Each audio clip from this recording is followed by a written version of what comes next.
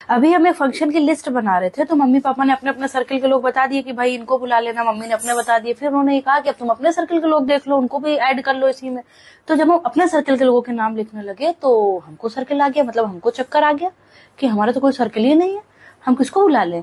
और जो दो चार लोग उनको ध्यान आ रहे थे वो भी मम्मी पापा के व्यवहार की वजह से जुड़े हुए लोग थे। तो हमने ये सोचा कि अगर ये मम्मी पापा के 50-100 लोग ना हो तो हम तो कोई फंक्शन ही करने लायक नहीं है।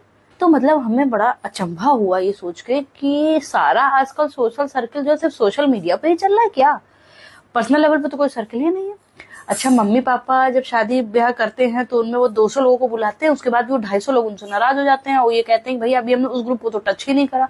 मतलब 200-250 लोग आने के बाद भी उनके 200-250 ऐसे छूट जाते हैं जिनको वो टच नहीं करते। और यहाँ मुश्किल से उंगली पे गिनती के 10-15 लोग हैं जिनमें कि हमको पता है कि ये 5-10 लोग तो नहीं आने। बचपन में जब हम पापा के साथ जाते थे तो घर से निकलने से लेकर और मंजिल डेस्टिनेशन तक पहुंचने तक कम से कम 20-25 लोग ऐसे मिल जाते थे जिनको पापा कहते बेटा इनको नमस्ते करो, इनको नमस्ते करो। तो हम पूछते पापा ये कौन है, तो वो बताते थे कि ये जो हमारे बगल में रहते हैं उनके साढ़ू के दामाद के बहनोई हैं। तो मतलब इतने लंबे लंबे रिश्ते वो लोग निभा लेते थे। अब यहाँ बगल में कौन रह रहा है हमको यही नहीं पता है कि ये रह कौन रहा है बगल में, तो उनके ससुराल और मायका तो छोड़ ही दो। जब हमारी शादी हुई थी तो कम से कम 10 दिन तक तो हमारी सास ने हमसे पैर छुआए थे लोगों के कि ये वो है, ये उनकी वो है, ये इनकी वो है, उनकी वो। हमारे लड़के की शादी होगी तो हमें तो लग रहा है कि सिर्फ हम अपने ही पैर छुआ पाएंगे, वो भी अगर हमारे लड़के की मेहरबानी हुई तो। नहीं, हमारी बहू किसके किसके पैर छुएगी। तो इनसे भी वो है, उनको ना बुलाओ तो उनसे वो है, तो इनसे ना बोलो तो ये बड़े नक चढ़े। ऐसे करते करते तो कोई बचा ही नहीं हमें लग रहा है। अच्छा, मम्मी पापा बड़ा जद्दोजहद भी करते थे रिश्तों को बचाने के लिए।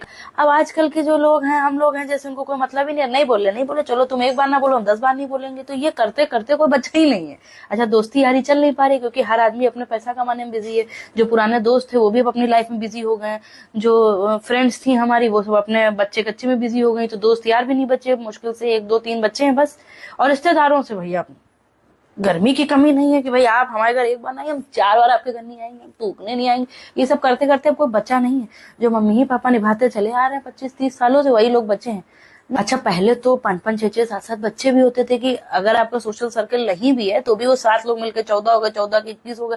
अब ले दे के 2 बच्चे होते हैं, 2 भी बड़ा मुश्किल हो जाते हैं। एक ही बच्चा होता है तो न बुआ के बच्चे न मौसी। तो ये कैसे चलेगा आगे, काम कैसे चलेगा। अच्छा, पापा लोगों का जो है एक योगा ग्रुप है, एक इवनिंग ग्रुप है, एक दिन के दोस्त अलग हैं। और यहाँ ले दे के एक ग्रुप है, उसमें 5 मेंबर, उसमें 2 महीने से हम खुद ही एक्टिव नहीं हो। जब एक्टिव थे तो भी उसमें लड़ाई करते रहते थे और कुछ करते नहीं थे। तो भैया ऐसा है कि सुख दुख में खड़ा होने के लिए कोई तो चाहिए। तो रिश्तों को हल्के में ना ले और सबको अपनी अपनी गर्मी थोड़ी कम करनी पड़ेगी, नहीं तो आखिर में सुख दुख में खड़े होने के लिए 2 मियाँ बीवी बचोगे खाली। और उसमें भी हमें लग रहा है 20-25 साल बाद डिवोर्स हो जाएगा तो मियाँ बीवी भी नहीं बचेंगे।